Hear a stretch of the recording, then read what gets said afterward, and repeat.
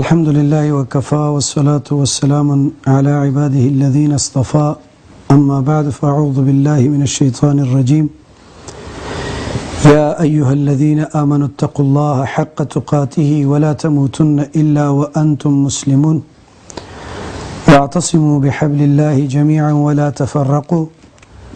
واذكروا نعمة الله عليكم إذ كنتم أعداء فألف بين قلوبكم فأصبحتم بنعمته إخوانا وكنتم على شفا حفرة من النار فأنقذكم منها كذلك يبين الله لكم آياته لعلكم تهتدون. ورنو محترم مسلمانان ورنو منگو تاسو لکه مې ورځې نه چې د دنیا ته راغلي یو د مرګ په انتظار یو. پرون هم دا خبره ما ورونو ته هلته وکړه، خو دې لپاره دلته په دې ژوند کې تیاری پکار دی او دې تیاری لپاره څه اصول اسباب او مسائل الله په خپل کلام کې بیان کړي دي. دغه آیتونه چې سوره آل عمران ستاسو په وړاندې ما ولوستل تلاوت کړل، اوله کې په دې کې الله سبحانه وتعالی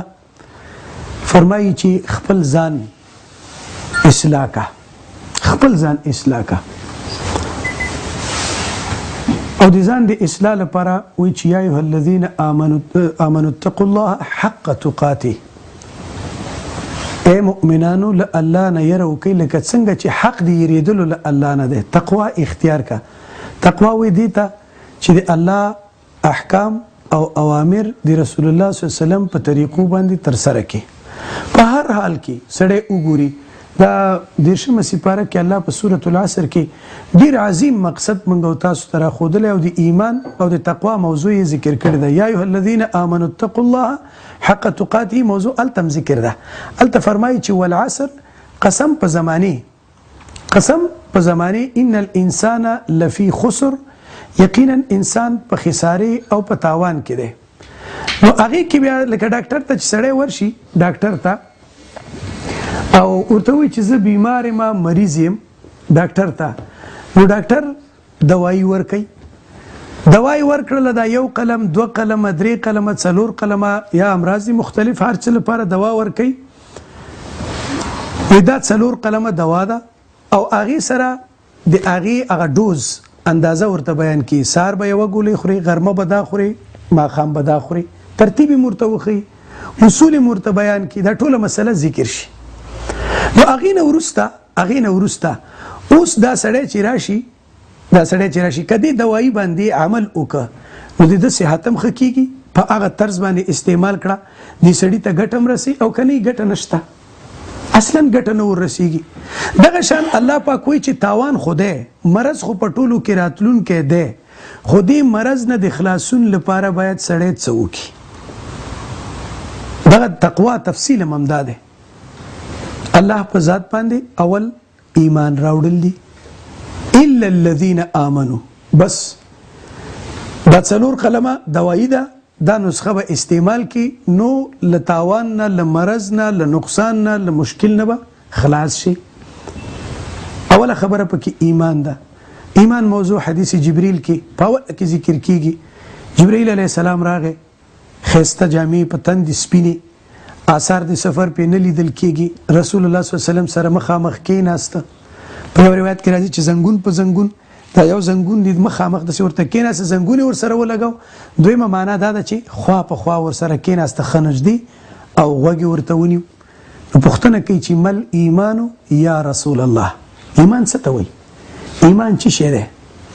رسول الله صلی الله علیه وسلم ورته د ایمان تشریح کوي. دې خبرې شهادت ورکول چې الله نه سوا بل معبود نشته، شهادت الله اله الا الله، الله نه سوا بل معبود نشته. دا تنه دا نه ده چې اله صرف عبادت بس. الله سبحانه وتعالی با په خپل ټولو اموراتو او د ژوند په ټولو اړخونو کې حاکم او د هغه حکم بعد د ټولو احکام او حاکمانو قاضیانو او افراد او اشخاصو نه اوچت ګڼي. د الله کلام دی، دا تر ټولو اوچت کلام دی، دین اوچت کلام بل نشته. دې ته وایي ایمان. قل ان صلاتي ونسكي ومحياي ومماتي لله رب العالمين. ته وایې دوی ته چې ان صلاتي یقینا زما دا مونځ زه چې دا مونځ کوم دام د الله لپاره دی، زه چې قرباني او د حج مراسم تر سره کوم دام د الله لپاره دی، زما ژوند بم د الله د دین لپاره او زما مرګ بم د دې لپاره. د انسان مقصد بدای چې خاص د الله د دین لپاره کار وکړي. نو بیا به دین وروسته چې کله دا کار کوي نو ایمان دی پوره ک، ایمان دی راوړ او ایمانی هغه شغلې دی په بدن کې را پیدا شو، ایمانی ډیوه دی بل کړه. نو دا په دې باندې اکتفا نشته، بیا هم ته نیمګړی د دین وروسته به څه کوي؟ وعاملوا الصالحات. تقوا تقاضا دا ده، اول یا ایها الذین آمنوا اتقوا الله حق تقاته. بس په سنت باندې به عمل کې دی. رسول اکرم صلی الله علیه وسلم سنت به حتی الوصف خپل ژوند کې راولي. نن دی یو سنت را ژوندي کړل، سبا کوشش وکړه بل پسې شه، بل ورځې بل پسې شه، بل ورځې بل پسې شه. اکثرا دا شیطان لین ډیر سخت، دا خو ماهر قومندان دی. ماهر قومندان کې خیاست سي، ماهر جنگیاله کله کله چې زور پیرا شي نو لار ور کوي، وای پرې د چیزي دا کاروان دی تیر شي، خو بیا ورځیل ته مخ کې کسانو ته وای چې انتظار کوي درغه پرې نه دی. شیطان داسې یو ماهر او ډیر ورزیده او پوخ قومندان دی. دلته لار نیسی، دلته نشو وړاندې درته راځي، خو لاره نه پرېږدي درته، دایمي مکمل دی نه پرېږدي، دا درپسې دی. فبعزتك لاغوینهم اجمعین. الله وی چې ستا په عزت مې د قسمی شیطان قسم کړي زه به دا ټول ګمراه کوم، مګر ستا مخلص او خاص بندگان دا به نه ګمراه کیږي، نه به خرابېږي.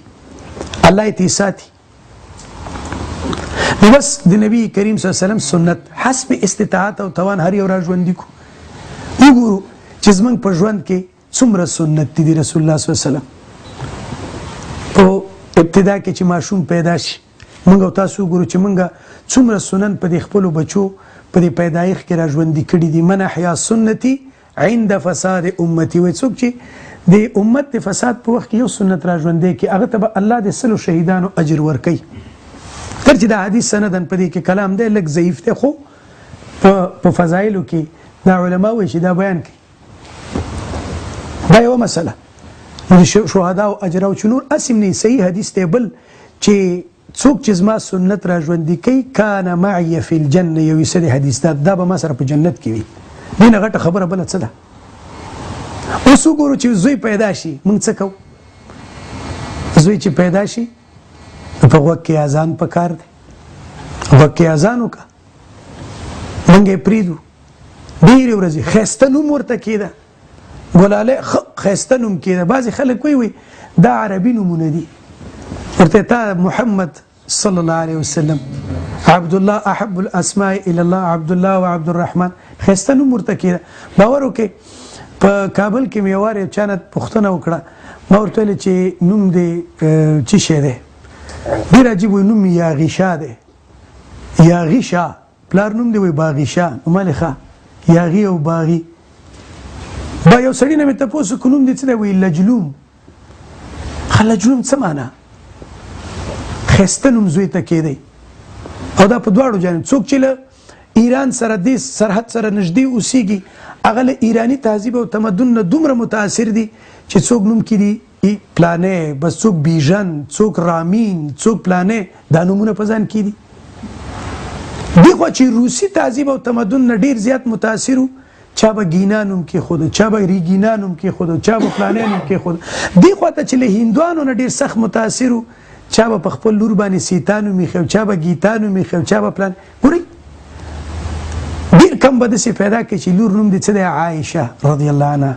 ام المؤمنین. ولې ښایسته نوم په خپل اولاد باندې کېنو؟ دا نوم دا اسم په مسما باندې ډېر سخت اثر لري. سایکولوژي لحاظ سره چې تاسو وګورئ تا ماشاءالله ښه باسواده او پوه خلک هستئ، دا ډېر سخت اثر لري په خپل اولاد باندې ښایسته نوم ایښودل.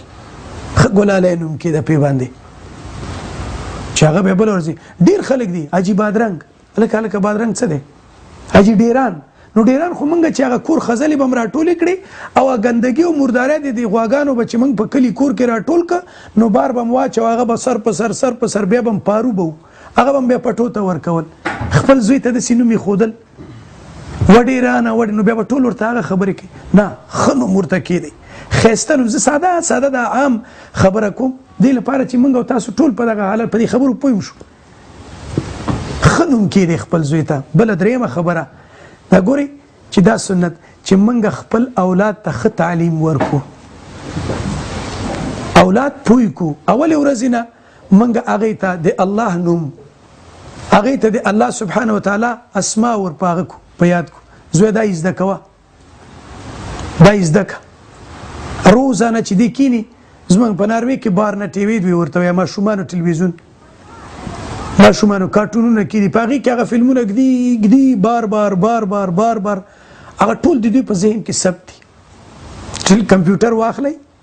نو هارډ ډسک کې صرف پروګرام دی وینډو نور هارډ ډسک پارټیشنونه که پکې وي ټول خالي سپین دی ستا خوښه ده چې اوس په دې کې څه ځای په ځای کې ښه پروګرام بد ښه سافټویرونه وراچې او که بد دا ښه استعمال او که بد دا بیا تا پورې اړه لري اوس دا اولاد الله تا ته درکړه اده دا هارډ ډسک اده دا ذهن تک سپین دی لکه سپینه ورقه ستا خوښه ده چې څه پکې لیکي ښې خبرې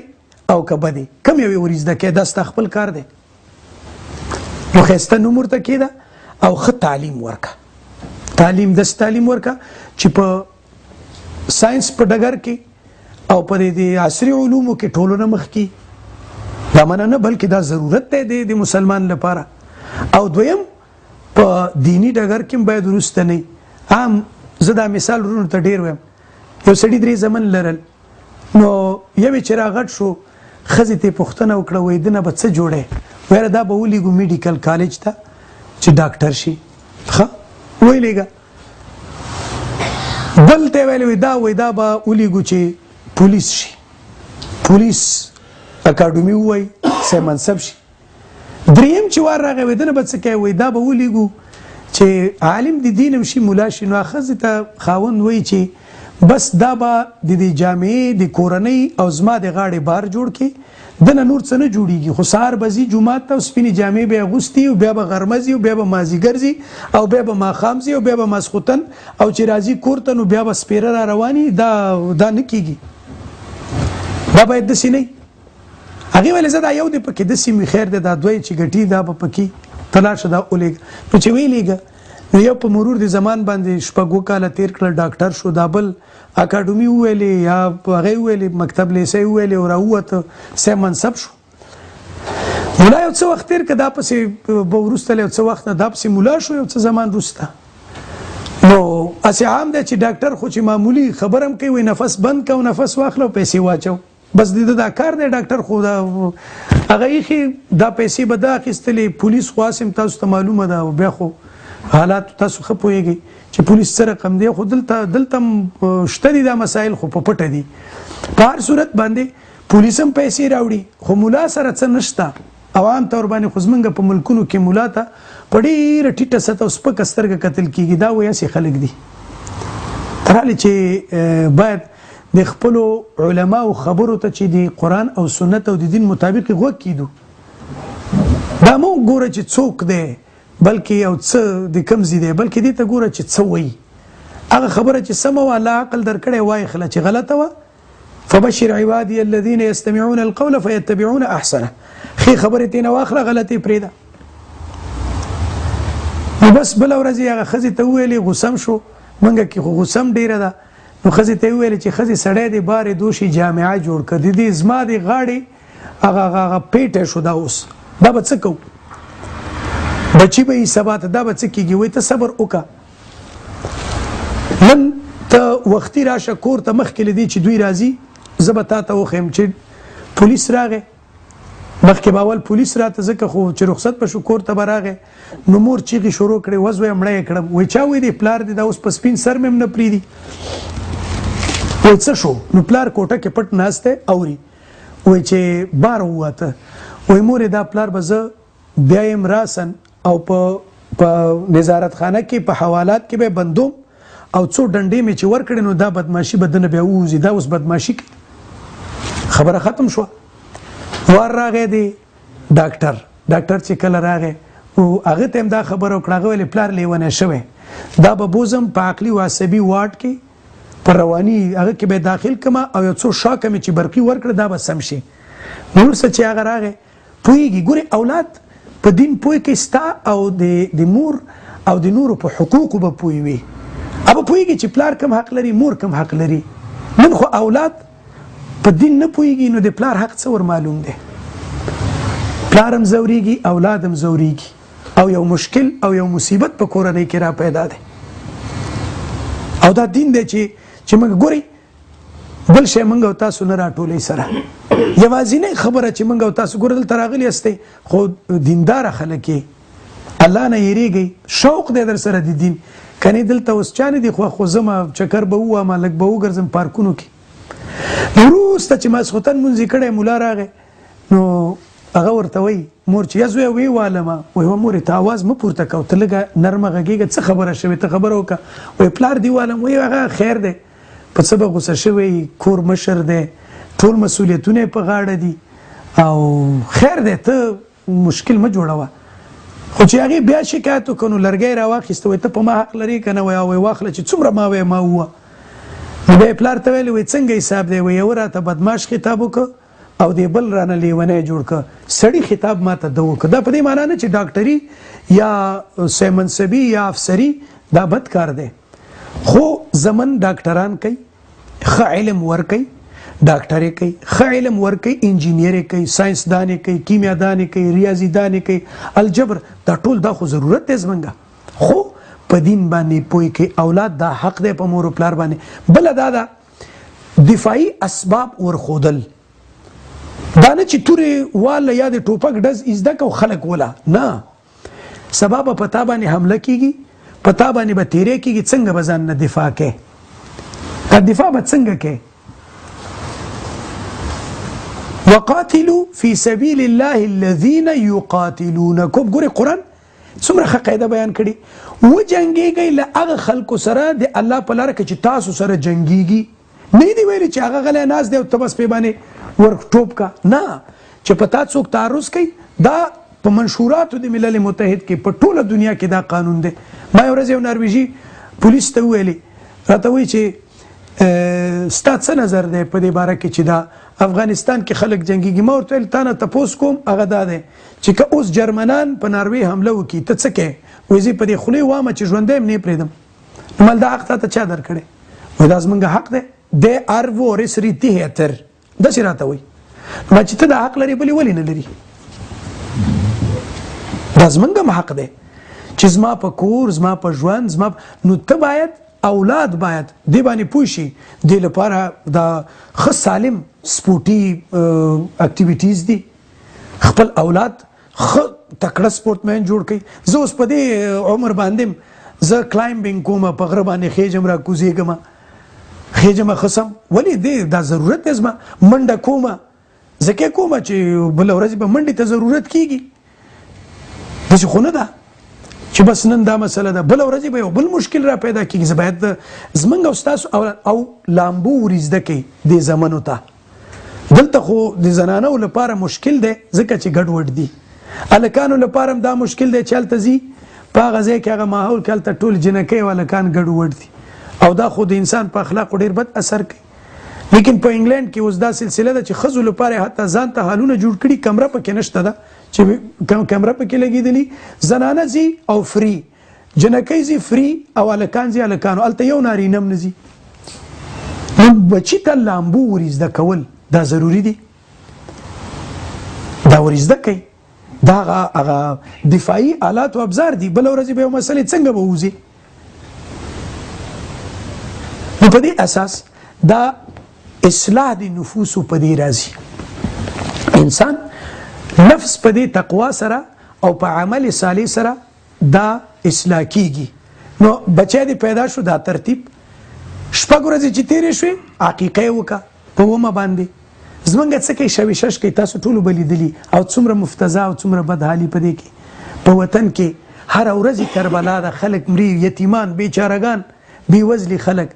زمونږ او ستاسو دلته په شوي شش یا په نورو مسایلو کې نه. رسول اکرم صلی الله علیه وسلم وایي چې خپل ماشوم کله چې ستا ماشوم پیدا شو اومې ورځې شو سر یې وخریه او هلکو دوه دانې ګډان حلال کا او کا جنې و یو حلال کا او د هغې د ویښتو په اندازه باندې سپین زر یا د هغې معادل پیسې ورکه. دا حقیقه ده. زمونږ به په شپږمه ورځ باندې ګورئ هر څه مقابل کې یو رنګ بل راایستلی دی موږ ته چې دین نه م واړئ، د رسول الله صلی الله علیه وسلم سنتو نه م واړئ. دې کې مشکل څه دی؟ الله هم پې خوشحاله، رسول هم او هغه اولاد ته الله سبحانه وتعالی ډېر د خیر ژوند ورکړي وروسته. نو حقیقت نه کوي خلک. بیا چې راغټ شي هغه حالات چې بیا واده ته راشي نو په واده کې څه حالي؟ الله دې موږ او تاسو ساتي. زموږ او ستاسو ودونه په څه بد حال باندې وي. ښځې نر ګډوډ، ښځې نر ګډوډ. ګورئ رسول الله صلی الله علیه وسلم، محمد رسول الله صلی الله علیه وسلم 4 لورګانې واده کړي، خپله 11 ودونه کړي او چې وفات کېده 9 ژوندۍ وي. او دې سره سره صحابه کرامو ودونه کړي. عبدالرحمن ابن عوف راغی، ګوره دومره مالدار و چې دا ټول سویډن څه کې د ټول اسکندنیویا د مالداره خلک راټول کړي او بریګیډ هم ورسره کې د مایکروسافټ والا او دا ټول د هغه سرمایې ته نشي رسېدی. دومره سرمایه یې وه، واده یې کړی دی، جامو باندې زیړ رنګ دی. او رسول الله صلی الله علیه وسلم ته سبا راغی، هغه ورته وایي چې عبدالرحمن دا زیړ رنګ څنګه لګېدلی؟ ځکه نارینهو ته دا زیړ او دا تیز دا رنګ نه استعمالول نه دي په کار چې داسې جامې واغوندي یا داسې رنګ استعمال کړي. وایي دا څه دي؟ وایي چې یا رسول الله واده مې کړی. ګوره دومره سادګي وه. عبدالرحمن ابن عوف واده کړی خو رسول الله پې خبر نه دی. او اوس خو ته ما مه خبره وه که نه چې واده دې وکړه او زه دې خبر نه کړم مړی ژوندی در سره پرېږدم. وایي زه یې نه یم خبر کړی، ما ته یې احوال نه و کړی. هغه ورته وایي چې بکرن ام ثیبه، کونډه ده که پیغله؟ وایي نه کونډه ده. وایي نو ولې دې پیغله نه کوله؟ هغې کې هغه نور حکمتونه دي، هغې ته زه نه ځم. خو بیا ورته ویل چې ولیمه دې کړې؟ وایي نه. وایي اولم ولو بشاتن، ولیمه وکړه. ولیمه وایي دې ته چې کله دې نکاح وکړله د زوی د لور هغه لاړه واده وشو، یعنې نکاح وشوه، جنۍ او هلک شپه تېره کړه، سبا یا بل سبا کومه ورځ دی چې خوښه وه بیا ډوډۍ ورکړه. دا ولیمه دا ده له ولم نه. کله چې دواړه سره یو ځای شو نو نعمت دی رب الجلیل دی که نه. د انسان نیم ایمان په نکاح سره دا تکمیلیږي، نو دا نور دی بیا دا نیم دی په دې نورو تکمیلی. نو په دې شکرانګۍ کې ډوډۍ ورکه خپلو دوستانو ته، اقرباو ته، مسکینانو ته، خلک راوغواړه، خو اسراف به پکې نه کوي. زمونږ وطن کې خلک په څه حال باندې دي؟ په دې پاکستان افغانستان کې څه ورځ ده او موږ دلته څومره مصارف کوو په دغې پیسو باندې چې موږ دلته په ودونو کې لګوو. نو په دې باندې 15 فامیلو ګزاره د یوې میاشتې کېږي، کنې د یوې کورنۍ د مکمل کال څه چې د 2 کالو ګزاره پې کېږي او موږ دا مصرفوو. نو واده سنت مطابق نه دی، عمل صالح دې ته نه وایي که نه. نو بس هغه دی چې واده کې بیا خیر نه وي. میاشت 2 میاشتې 3 میاشتې زه کله کله ملګرو ته وایم بعضې وایي چې هنیمون دی، هنیمون مناومه.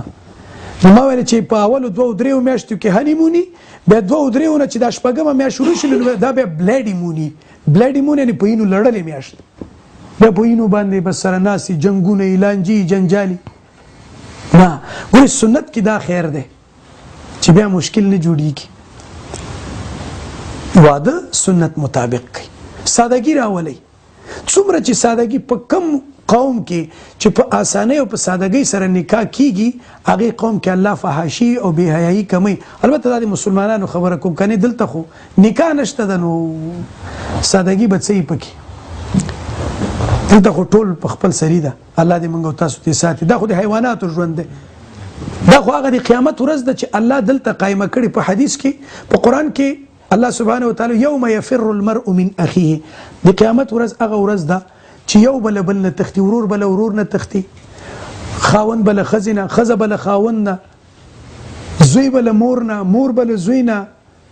لور به داسې دا ټول اولادونه به له مور و پلار نه تښتي، مور و پلار به له دوی نه. لکل امرئ منهم یومئذ شأن یغنی، هر یو به یو بې پروایي کوي چې زما خپل حالت معلوم نه دی چې څه به کېږي، زه خپل کار کوه، زه تا سره ګوره دلته هماغه حالت الله اوس په دوی باندې قایم کړی. پلار له زوی نه تښتي، زوی له پلار نه تښتي، لور د مور نه مني، مور د لور نه مني. دا د قیامت ورځ ده. دویم په حدیث کې راځي، نور هم ډېر مسایل دي چې ما راټول کړي، هسې اشاره ورته کومه د بعضې ته قیامت په ورځ به ټول خلک بربند ناسنت او بس روان وي. دلته تاسو ګورئ چې لږه هوا ګرمه شي بیا خو یې ګورئ که نه، ناسنت دوی دي، بربند دوی دي او رواني لکه حیوانات او وحشیان. دوی ته تمدن وي، دوی ته ترقي وي. زمونږ او ستاسو لپاره د پیغمبر صلی الله علیه وسلم هغه ښایسته او ګلالي سنتونه را ژوندي کول. مخکې مې دې ته اشاره وکړه که نه چې په وطن کې غلطي وکړي پلار دې څنګه و، پلار ته دې وګوره ته د چا زوی، خو دلته چې کې داسې نه وایي چې پلار، بلکې وایي دا مسلمان دی، دا د پیغمبر پراپټ محمد امت دی. زمونږ په وجه اسلام او زمونږ په وجه باندې محمد رسول الله غلط یادېږي. ولې؟ یعنې دا زمونږ هغه انتهایی غلطي ده. نو بس سنتونه را ژوندي کې په ودونو کې، همداراز په خپل آداب معاشرت کې د دې خپل ورونو سره په څه شان او څه ترتیب باندې مونږ برخورد وکړو، ناسته پاسته وکړو، ارتباطات وساتو. دا زمونږ لپاره ډیره مهمه ده. نو دا عمل صالح، نو چې کله دی ځانم اصلاح که پتا کې دا ټول مسائل راغلل، بیا دا دی ورونو ته بیان کا. وتواصوا بالحق، بیا نو وصیت په حق کوه، خلکو ته حق خبره کوه، دا دین رسوه ورته. دا دریم قلم دوا ده که نه، غواړې چې تاوان نه خلاص شي نو دا دریمه دوا چې ده دا ده چې خلکو ته به هم دا خبره کوي، دا ورسو. او څلورمه آخري، بس که بیا درته یو سړی مخې ته ودرېږي چې زه وروره ته اوزګار پاتې، زه وخت نه لرم، یا بدې ردې درته وایي، نو بیا به په صبر باندې عمل کې، صبر به کې. نو اوله خبره چې ما تاسو ته کړې وه چې تقوا اصلاح د نفس ته، دا په دې 4 قلمو دواو باندې راځي. دا یوه ځان چې اصلاح کې، چې په تا کې اصلاح راغله، اصلاح راغله. دویمه خبره د دې لپاره کومه یوه څه ده چې ورونه سره راټول کړي. نو چې ورونه راټولې نو د هغې لپاره بیا بله قاعده قرآن ذکر کوي، هغه فرمایي چې واعتصموا بحبل الله جميعا ولا تفرقوا. د الله په دې رسۍ باندې منګولې خښې کوي. د الله رسۍ څه ده؟ قرآن دی. القرآن حبل الله طرفه بيد الله وطرفه بأيديكم. دا د الله رسۍ ده او یوه څنډه د الله په لاس کې او بله ستاسو په لاس کې ده. نو بس که غواړي چې الله ته ورسېږي، په دې باندې ټول منګولې خښې کوي، هر یو په دې منګولې خښې کوي. که غواړي چې یو سړی له ډلهبازۍ نه خلاص شي، له عصبیت نه ووځي، له قوم پرستۍ او له غلطو کلتورونو او رواجونو نه ووځي، مخ دې چېرته کې؟ قرآن ته. ګورې دې کې یو 2-3 نکتې به تاسو ته وایم. د دې قرآن شروع د الله په نامه شوي، بسم الله. ګورې اول لکه شروع کې بسم الله الرحمن الرحیم، قرآن کې لیکل شوي که نه؟ آخر ټکی د قرآن چې شی دی؟ آخري کلمه والناس، من الجنة والناس. شروع یې شوي د الله په نوم، ختم دی د مخلوق په نوم. دې کې راز دا دی، راز چې که دغه مخلوق غواړي چې دې خالق ته ورسیږي، د سره رابطه جوړه شي، د ته وړاندې شي، د سره مقام او اوچته مرتبه ولري، نو بس څه دې وکړي؟ څه چې له دې ابتدا نه را شروع تر انتها پورې چې په ده باندې ختمیږي، دا دې په ځان کې راولي، نو الله سره به رابطه پیدا شي. بله دا بس دی که نه؟ بس کې کینې دې ځای نه دی چې بس ونیو یوتیبوري ته ورسېږي، بس دې ونیو کوپنهاګن ته، بس دې ونیو ورسېدې ناروې ته، بس دې ونیو ګرځې. با او سین، اول بې ده، آخر سین دی. بسم الله بې او سین په ناس کې، نو دواړه یو که بس ستا د دنیا او د آخرت د کامیابۍ لپاره دا قرآن بس دی. په دې باندې عمل وکړه، دا په دې منګولې خښې کا، نو له هر مشکل نه به خلاصې. اطیعوا الله و اطیعوا الرسول، الله ومنه، د الله رسول ومنه، او اول الامر ومنه، کوم یو چې تاسو ته امر کوي، خبره کوي د قرآن او د سنت مطابق. هلته ګوره، هلته ویلي اطیعوا الله و اطیعوا الرسول، دی نه دی ویلي چې و اطیعوا اول الامر منکم، هلته اطاعت ورسره نه دی ویلی، ځکه د دوی اطاعت مستقل او ځان ته نه دی، بلکې دا به د الله او د رسول د کلام لاندې وي. یو ورځ صحابه تلي وو، امیر یې و، مشر یې و د جهاد، هغه ورسره دی. بس نبي صلی الله علیه وسلم وایي چې تاسو به د امیر او د مشر خبره منئ. چې لاړل صحابه ته یې ویل چې لرګي را ټول کوي لاړل لرګي را ټول کړ اور وی ولګوي اور چې ولګوي بسم الله کې خیز کې اور ته ځان ورغورځوي صحابي ورته وی موږ پر رسول الله ایمان دی لپاره راوړې چې موږ له اور نه نجات بیا مو مخلاص شو دی لپاره ایمان نه دی راوړی چې موږ اور ته لاړ شو خپل کار کوه امیر به یې به کله چې رسول اکرم صلی الله علیه وسلم خبر شو وی کدا خلق او دغه افرادو د امیر دا خبره منلې وي او د اور ته ټوپ کړي وي دا به دی اور نه مسجد جهنم اور ته تلل ځکه چې لا طاعت لمخلوق د مخلوق اطاعت او فرمانبرداري نشته په کوم ځای کې چې د الله سبحانه و تعالی نافرمانی کیږي نو بس دغه قرآن دی چې تا به له ټولو مسایلو مشکلاتو مصیبتونو او خواریو او سختیو نه راوباسي او د دې پوښتنه به له هغې کسانو نه او د دې معنا به له هغې کسانو نه اوري هغې کسانو ته به کیني چې علماء عاملین وي د دې قرآن په معنا باندې پوهیږي تقوا یې مشهوره وي په اصطلاح باندې هغه علمیت یې مشهور وي او خلکو ته د منلو وړ وي د هغه معنا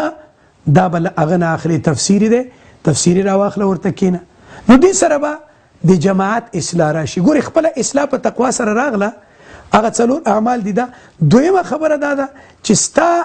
د جماعت اصلاح ستاسو ډله کې به څنګه اصلاح راځي هغې لپاره دا ده چې په قرآن او په سنت نبوي باندې منګولې خښول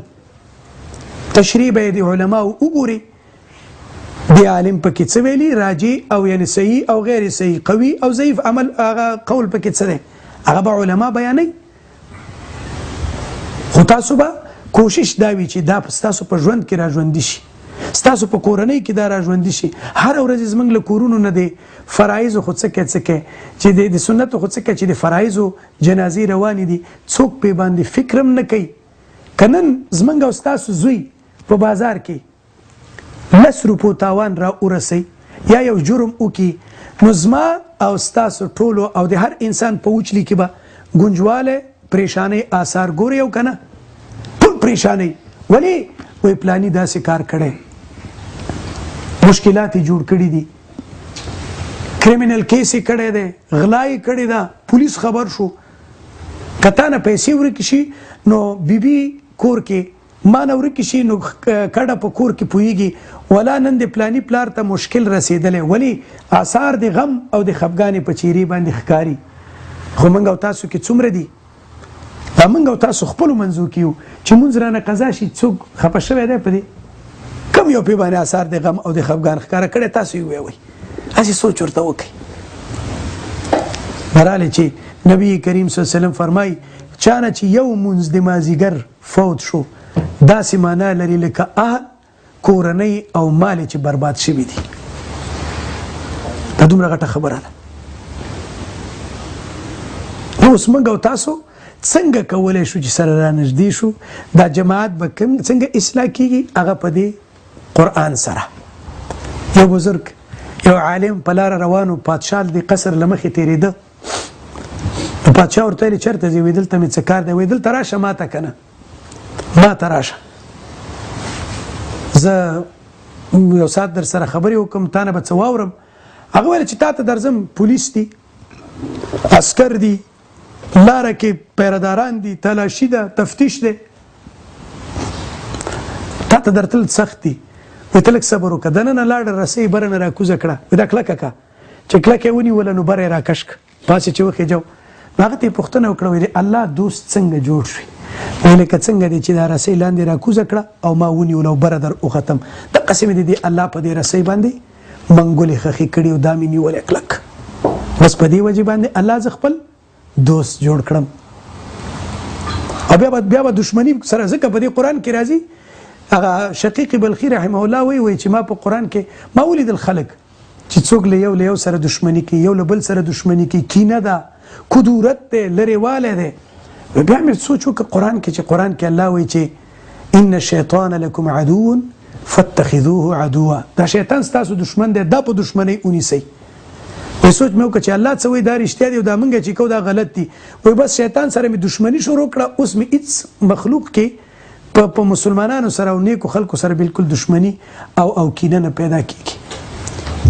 دا ځکه چې قرآن موږ ته وایي که په قرآن موږ نه پوهېږو له دې وجې نه یو په بل پسې یو نو اتحاد یونیټي اتفاق لپاره راټولېدلو لپاره بله لاره دا ده چې واعتصموا بحبل الله جميعا ولا تفرقوا د هغې یوه نمونه بیانوي واذکروا نعمة الله علیکم اذ کنتم اعداء یاد کړئ د الله نعمت په تاسو باندې کله چې تاسو په خپلو کې سره دشمنان وئ 130 کاله یو جنګ روانو او صرف په څه باندې ستا اوښې زما له اوښې نه مخکې اوبه څښلي 130 کاله دومره جهالت و د دنیا هیڅ بادشاه په عربو باندې حکومت نه غوښته الله پکې رسول الله صلی الله علیه وسلم راولېږه قرآن پې نازل که د دې فاصبحت واذکروا نعمة الله علیکم اذ کنتم اعداء فالف بین قلوبکم الله ستاسو په زړونو کې مینه او محبت پیدا کړه د څه په وجې د دې قرآن د نزول په وجې د رسول الله صلی الله علیه وسلم د احکاماتو په وجې نو هغه ټول جنګونه ختم شو بیا به یو بل ته خبره وکړله نو بیا به خفه و بیا به ورته چې ما وبخه خو دا خبره بیرته ماته وکړه چې قیامت کې زه په هغې باندې مأخوذ نشم ونه نیول شم نن موږ څومره غیبتونه کوو څومره یو بل مسلمان عزت او آبرو پسې لګېدلي یو الله دې موږ او تاسو معاف کړي نو دې لپاره بس ځان چې د اصلاح که نو جماعت به د اصلاح شي نو بیا درېیمه خبره دې پسې چې ده هغه دا ده چې بیا کولی شي د نورو لپاره د خلکو لپاره ذریعه د خیر جوړ شي دغه سویډش خلک چې دي دا د سویډن اوسیدونکي ستاسو په دې علاقه کې د یوتیبوري کې د شاوخوا کې چې اوسیږي دا خلک دو ته تاسو اله خدمت کولی شئ او دین ته رابللی شئ چې په تاسو کې دا 2 اصله راشي تاسو خپلم اصلاح شئ جماعت هم اصلاحي ملګري اصلاحي ښه په طرز او په ترتیب هم روانې نو بیا چې خلک تا ته ګوري وایي که هغه فرمایي علي رضی الله عنه وایي ځان داسې جوړ کړه چې خلک وګوري وایي چې امتي داسې دی امتي نو نبي به یې څنګه و و چې امتي دومره اوچت معیار او اوچت شان لري نو نبي به یې څنګه و ځان داسې جوړ کړو موږ ځان داسې جوړ کړی چې الله دې معاف کړي موږ اخلاق اوصاف کړه وړم ډېر ګډوډ دي دې لپاره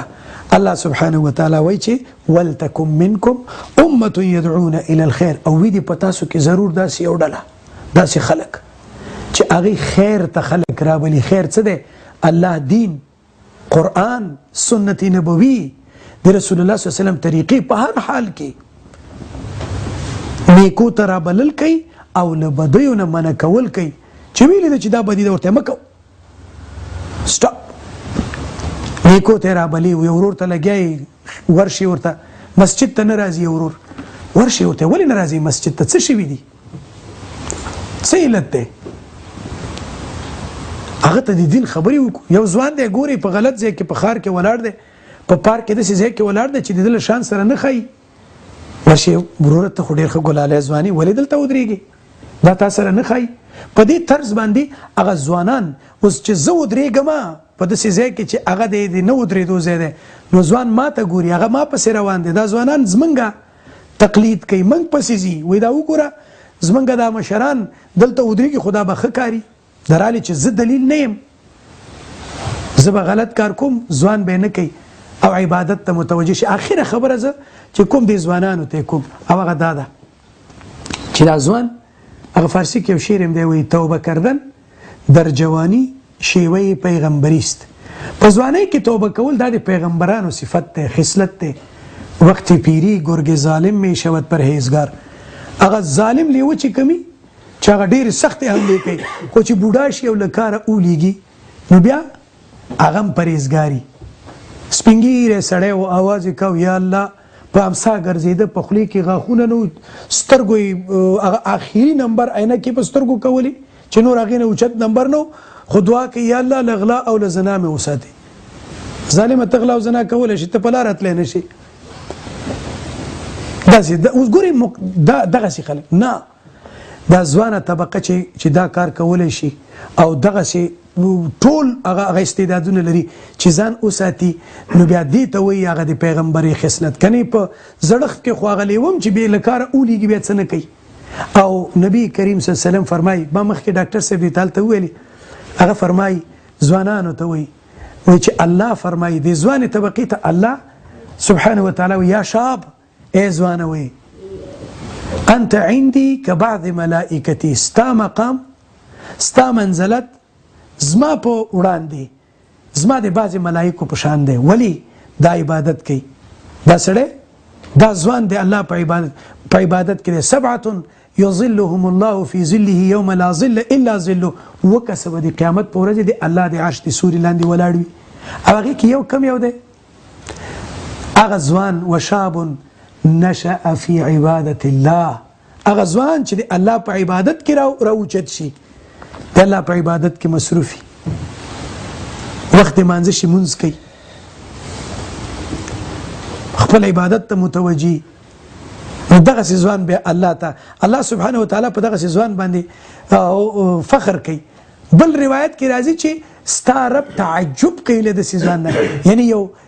تعجب عجب د الله په شان کې او د الله لپاره ثابت دی. داسې یو احساس او اظهار د خوشحالۍ کوي د داسې ځوان په باره کې چې لیس له صبوة، چې د لپاره دا خواهشات شهواني او نفساني دا نه وي، ډېر دی پسې نه ګرځي. هر چا کې شته ده، خو په مشروع طریقه باندې په شرعي او په صحیح طریقه باندې خپل بیبي د خپل کور کې الله ورته حلاله کړي، هغې سره یو ځای کېږي، خو په غیر مشروع طریقه نه. 3 کسه روانو په لاره، باران راغی ډېر سخت او دوی راونیول. فآوى المبيت الى الغار، ننوتل سوري ته. صحیح بخاري حدیث دی چې کله ننوتل فانحدرت الصخره، تیږه را پرېوتله برنه او د دې سوري دا خوله یې بنده کړه. دا چې بنده کړه اوس څوک ته خبر نه دي، دننه 3 واړه بندیان شو، زور یې نشته، وسایل هم نشته دي، دومره کیمرې ممرې په سوري کې نه دي لګېدلي چې څوک یې وګوري. فکر یې وکړه چې اوس به څه کوو، څه به کېږي. نو ویې ویلې چې خپل عملونه څم چې کړي الله ته وړاندې کوي، چې څم کړي دي هغه الله ته وړاندې کوي. هغه یو وایي چې الله ته په دې پوهېږي چې زما ان لي ابوان شیخان کبیران، تا ته خو معلومه ده چې زما پلار او مور زاړه او بوډاګان، او زه شپونو ما دا وزې او پسونه دا به مې څرول، او بیا به چې کله رالم دا به مې شودې به مې راولشلې، نو اول به مې خپل مور و پلار ته ورکولې، بیا به مې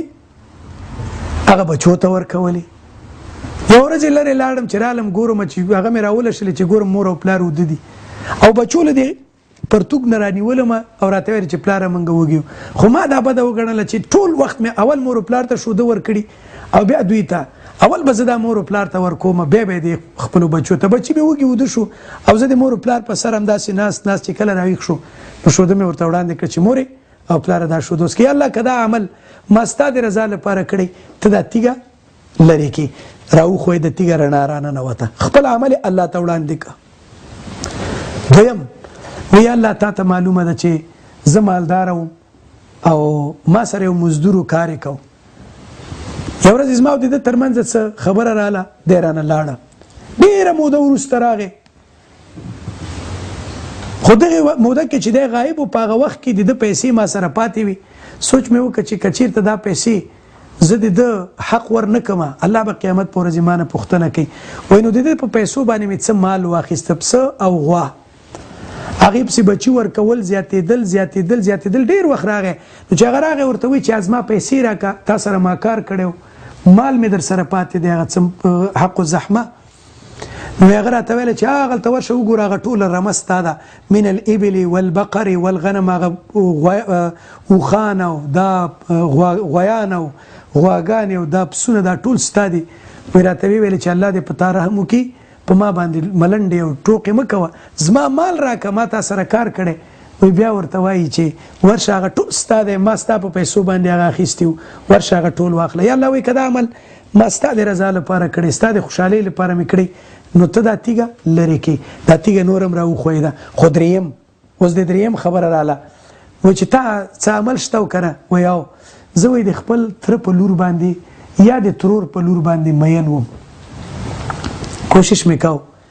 چې دا له ما سره هم بستر شي، یو ځای شي، ما سره زنا وکړي،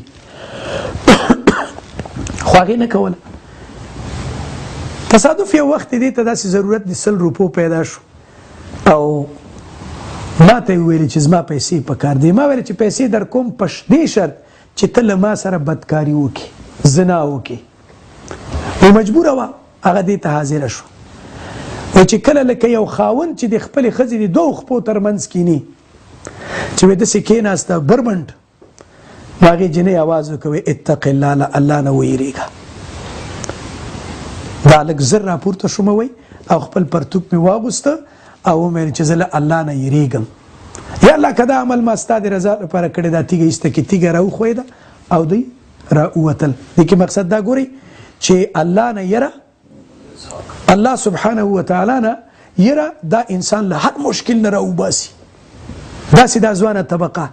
په بل حدیث کې راځي چې یو جنۍ ده او سړي ته وایي راځه لکه دلته سکول کې په خپله راځي په اوږو درس ورېږي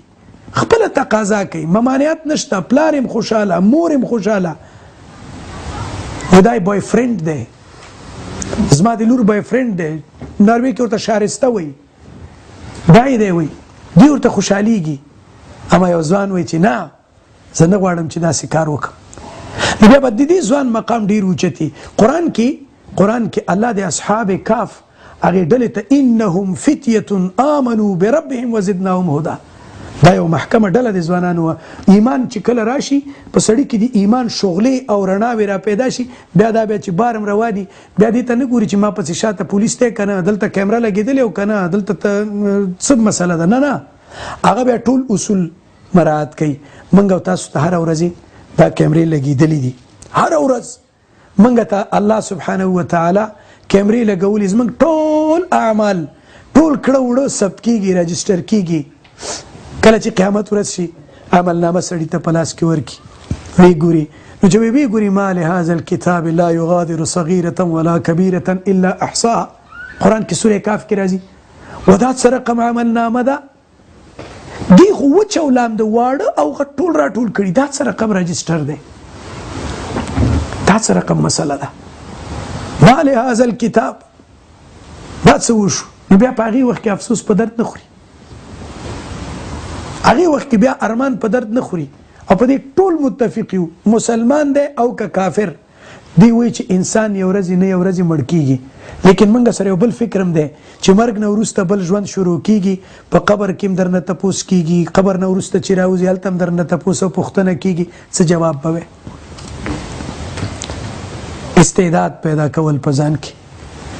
خصوصا ځوانه طبقه دا سپین ږیري دا موږ به ځو مړه کېږو به داسې نه ده او دا معمول دی نو ځای به څوک نیسي ځای به دغه ځوانان او دغه تاسو نیسئ چې په تاسو کې صلاحیت تاسو به بیا د الله د دین نمایندگان په دې ملک کې وي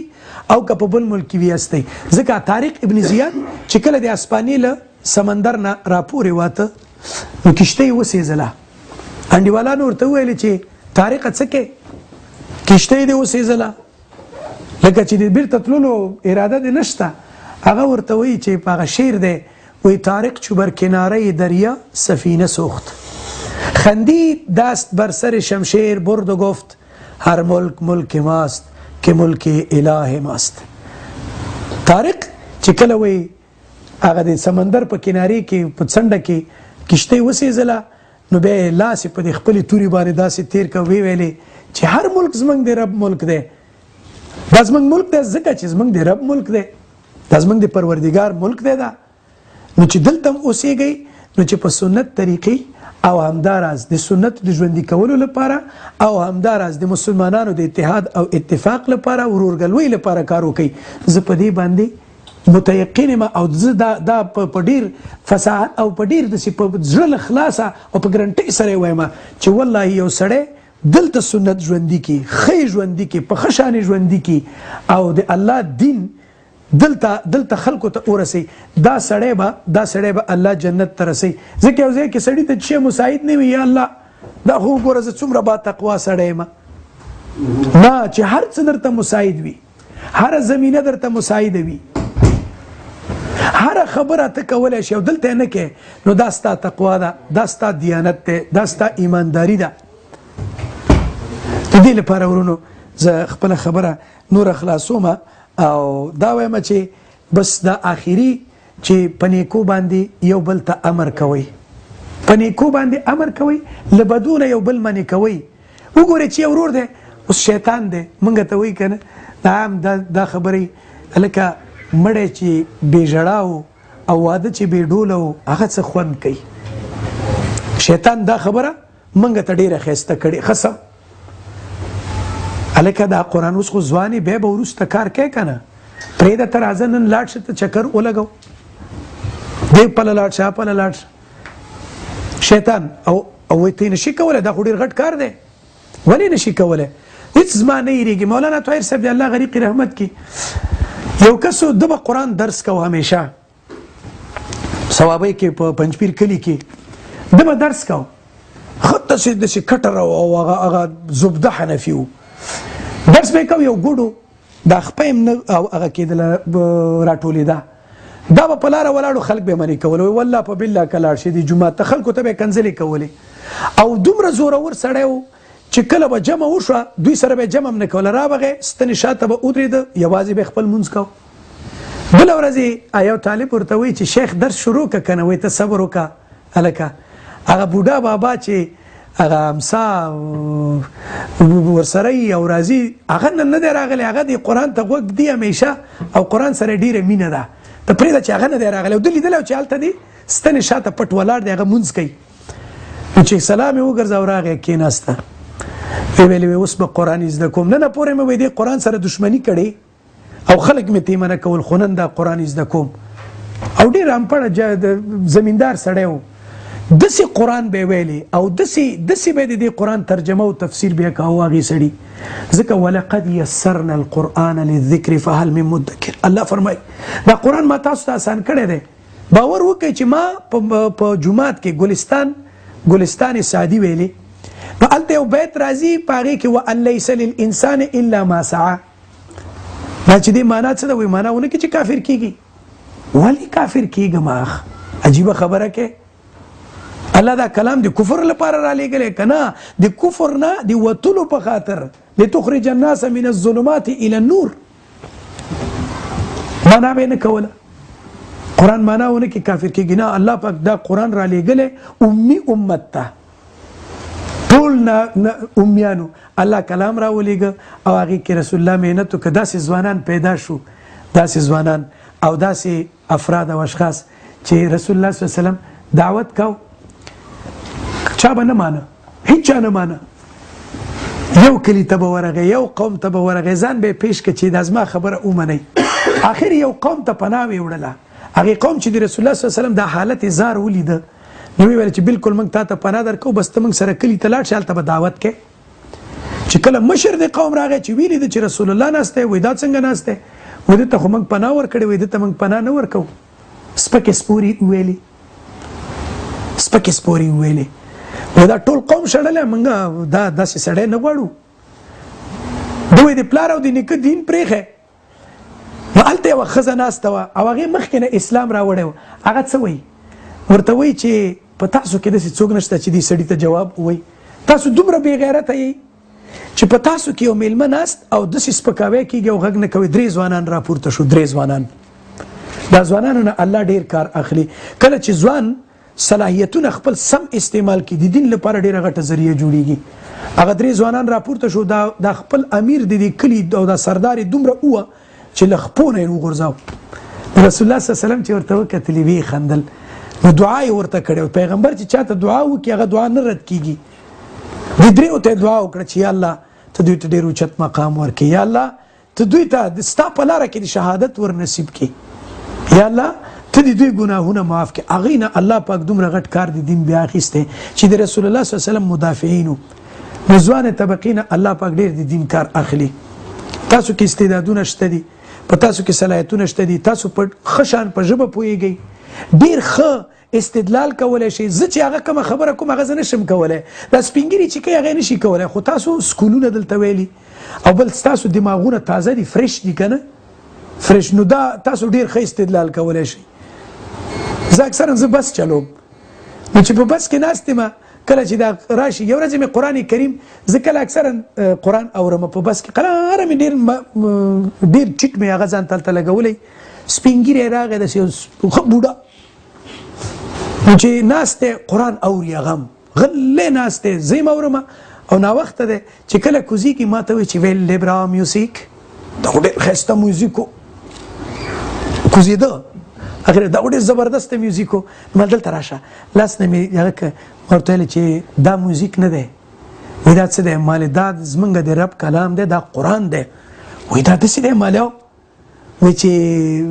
خاوله دا خو ډېر خوږ و مالې په دې کې بل کمال دی کمال دا دی چې کله ته د شپې وده کېږي او دا واورې ټوله شپه به ډېر ښایسته خوب وکړي او چې سهار راپورته کېږي واورې ټوله ورځ به خوشحاله یې وایي کامیافو دی کنې لو نه دی کولی شم دا درنه قرض کوم مالي واخله ځه همې چې ورکړه اورېدلی بل هفته مې کتلې چې بیا یې چېرته چې دا ولیدلم لاسې داسې که بس مې چې ودرو چې راوخته ما ته وایي چې هغه سیډیانې ما ته ډېرې جوړې که زه به پیسې هم درکړم دې کې خو ډېر خوند دی رښتیا هم نو هغه ته مې بیا یو څو کتابونه ورکړل مال دا وګوره فکر پې وکړه نو اوس لګیا یو که چېرته الله اسلام ته راواړئ ګورئ په قرآن کې دومره زور دی دومره په دې فرانسه کې دا آخري خبره کوم نورې بیا بندومه فرانسه کې ډمانو یوه ډله مسلمانه شوه ډېره موده مخکې دا تقریبا 555 کالو مخکې خبره ده او دا به مولانا حسن جان صاحب موږ ته په درس کې هم دا خبره کوله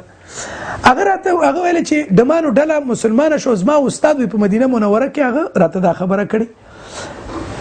ویل چې مسلمان شوی څنګه مسلمان شوی وي مونږ ویل چې وای دی راته ویل چې زه قرآن هم اورېده په دې مسلمانان شوي وي دا څنګه وای قرآن راډیو ما هغه غوږ م ورته نیولی و راډیو م اړوله راړوله وي یو ځای کې قرآن راغی وای خوند یې راکړه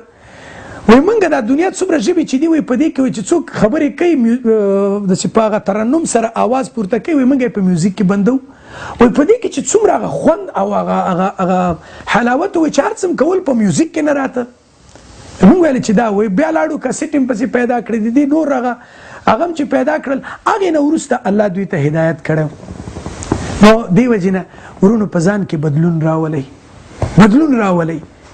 په ځان کې انقلاب راولي یو سړی په ځان کې انقلاب نشي راوستلی نو هغه ښځه چې ښځې کې به څه انقلاب راولي ښځې ته به څه خبره وکړي ښځې ته به څه د هدایت ذریعه شي بچو ته به څه ووایي خپله چې پلار په غرو رغو باندې ګرځي نو زوی به چېرته بیا په سمه ګرځي نه ګرځي الا ماشاءالله نو دې لپاره کار وکړو دې لپاره محنت وکړو مختصر ژوند دی معلومه نه ده چې کله به مرو او کله به دا مرګ راځي بس دغه وخت دی اتحاد اتفاق یو بل نه قربان شي جار شي یو بل سره مرسته وکړي یو د بل ته چې د بل د زوی فکر کوي الله به ستا د بچي فکر کوي هغه به داسې د یو د بل په زمنو باندې نظر واچوي هر ځای کې چې ګورئ بچیه داسې مه کوه هغه ته نصیحت وکړئ امر بالمعروف نهی عن المنکر نو بس بیا به دې نه وروسته په دې جامعه کې تاسو د خیر ذریعه جوړیږئ اقول قولي هذا استغفر الله لي ولكم ولسائر المؤمنين جزاك الله خير